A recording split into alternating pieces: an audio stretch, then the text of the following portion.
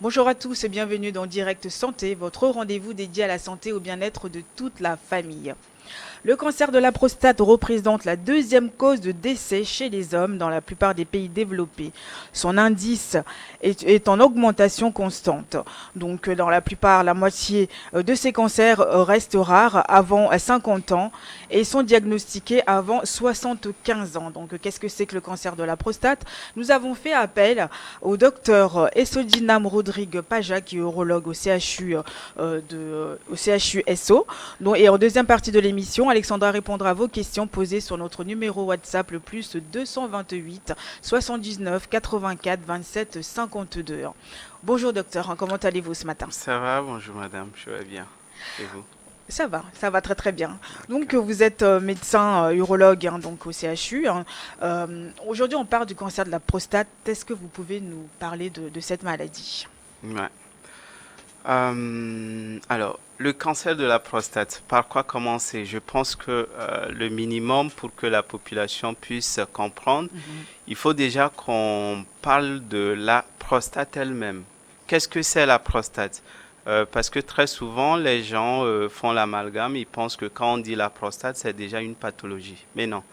La prostate, en fait, c'est un organe qui fait partie de l'appareil génital masculin, d'accord? C'est un organe interne et qui se situe juste en dessous de la vessie, en avant du rectum, et sur le plan fonctionnel, qui fait aussi partie de l'appareil urinaire. Pourquoi? Parce que lorsque les urines quittent la vessie pour sortir, ces urines passent par un canal qu'on appelle l'urètre, et donc une bonne portion, une bonne partie de cet urètre passe dans la prostate, donc ce qui fait que la prostate contribue aussi à la miction qui est le fait de vidanger les urines ou d'expulser les urines de la vessie vers l'extérieur. Comme on peut Donc le voir la sur la prostate, photo, l'urètre et voilà, voilà. effectivement, effectivement.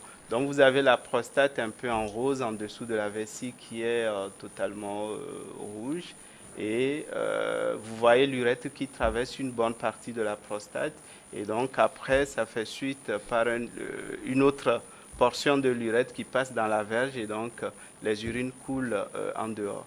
Donc c'est un organe qui n'existe que chez les hommes, il n'y a pas de prostate chez les femmes et donc c'est un organe aussi impair, il n'y a qu'une seule prostate chez les hommes.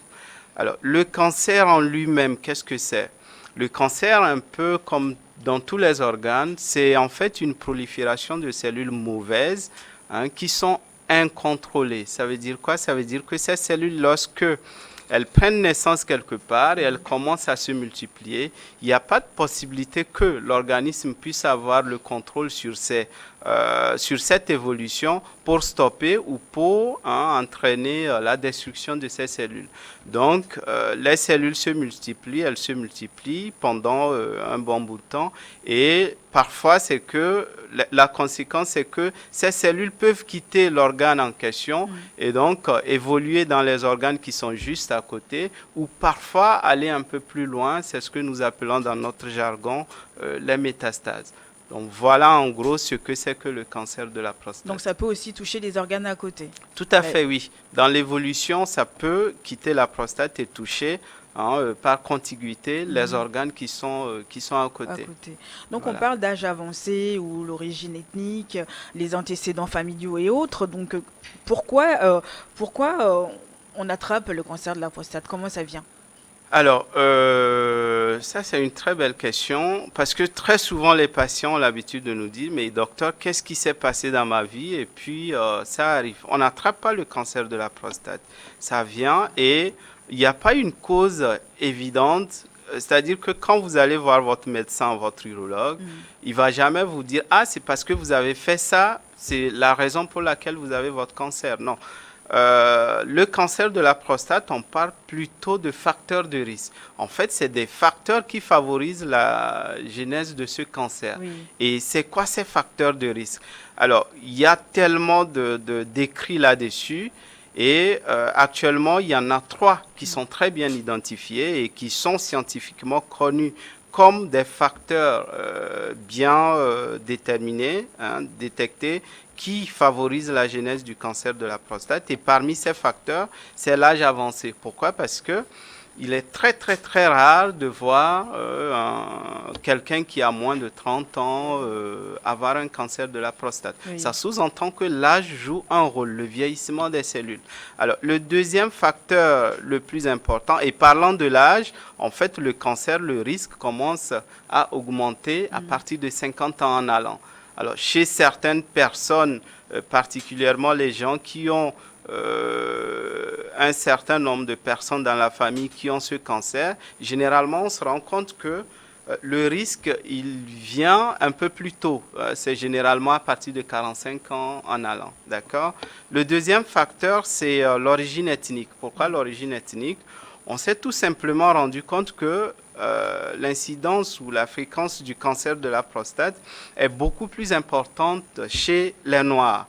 Et on s'est aussi rendu compte que chez les Européens, hein, le risque est intermédiaire et chez les Asiatiques, le risque il est très faible. Donc, on est arrivé avec les études, justement, on pense que hein, la race noire a probablement un gène dans leur existence qui favoriserait un peu la genèse du cancer de la prostate. D'accord? Et pourquoi aussi on a on a conclu hein, un peu par rapport à cela, comme quoi la race noire ou bien la race africaine noire en général est prédisposée à faire plus de cancer de prostate parce que lorsque vous voyez les Noirs qui vont quitter l'Afrique, je prends l'exemple le plus probant, le plus palpable, c'est les Noirs américains qui ont quitté l'Afrique à un certain moment et qui sont rendus aux États-Unis. Donc en comparant ces personnes-là avec les Blancs qui y vivent, on s'est rendu compte que dans cette classe de la population, il y avait plus le cancer de prostate que les autres. Donc finalement, on se rend compte que même le noir, l'homme noir, lorsqu'il quitte son milieu naturel et qu'il migre ailleurs, le risque, il est toujours là. Donc c'est lié hein, effectivement à la race noire. Après, on s'est rendu aussi compte que dans certaines familles, le risque était beaucoup plus important. Donc, ce qui fait qu'on a aussi conclu à une prédisposition voilà, héréditaire ou génétique, oui. D'accord, dans la genèse du cancer de la prostate. Alors, généralement, dans ces familles-là, vous allez voir au moins 2 personnes sur la même lignée qui ont le cancer de prostate. Et ou bien voilà, vous allez voir les cousins ou les oncles, que ce soit paternels ou maternels, qui ont le cancer. Et particulièrement chez ces personnes, il faut faire beaucoup attention parce que le cancer vient à un âge beaucoup plus tôt que dans la population globale. Ce qui fait que quand c'est le cas, ces personnes-là, il faudrait déjà commencer à faire les démarches pour diagnostiquer un peu plus tôt. Au lieu d'attendre jusqu'à 50 ans pour commencer, on peut commencer un peu plus tôt, hein, vers l'âge de 45 ans. Donc alors, ça peut arriver aussitôt? Ça peut arriver aussitôt, voilà. 45 ans en allant. Après ces facteurs bien connus hein, par les sociétés savantes, on s'est aussi rendu compte que il y a aussi l'environnement qui joue un rôle. Il y a peut-être, voilà, pourquoi? Parce qu'on s'est rendu compte que les Asiatiques qui quittaient chez eux hein, pour migrer vers les États-Unis ou ailleurs, leur risque d'avoir le cancer de la prostate était légèrement plus augmenté que ceux qui restaient chez eux. Donc, ça sous-entend que l'environnement aussi joue un rôle. Est-ce que là, c'est uniquement l'environnement d'une façon globale comme on l'entend, ou bien il y a l'alimentation qui joue? Bref, c'est des suppositions qui sont faites, mais il n'y a pas d'éléments scientifiques. Pas d'études appropriément il y a eu des études, mais qui n'ont pas été très concluantes, parce qu'on n'a pas pu ressortir des éléments scientifiques comme ça qui nous permettaient d'expliquer cette différence. Donc, on a juste mis ça sur le compte de la supposition que, voilà... Avec ces 3 facteurs que vous nous avez cités. Voilà, en dehors de ça, donc, il y a aussi l'environnement qui joue un peu, voilà. Un grand rôle. Et justement, comment arrivent les premiers signes de cancer? Comment on sait qu'on souffre de ça? Particulièrement le cancer de la prostate, en fait, c'est une pathologie à la base qui n'est pas symptomatique, hein. Elle n'est pas symptomatique. C'est la raison pour laquelle on demande à la population de se faire diagnostiquer un peu tôt. Parce que si on doit attendre pour avoir tel ou tel symptôme avant d'aller consulter, ça risque d'être compliqué parce que généralement les symptômes qu'on a, c'est soit des symptômes parce que localement la pathologie est déjà avancée ou parfois c'est parce que la maladie a déjà quitté la prostate et elle a envoyé des cellules ailleurs. C'est ce que nous appelons les métastases.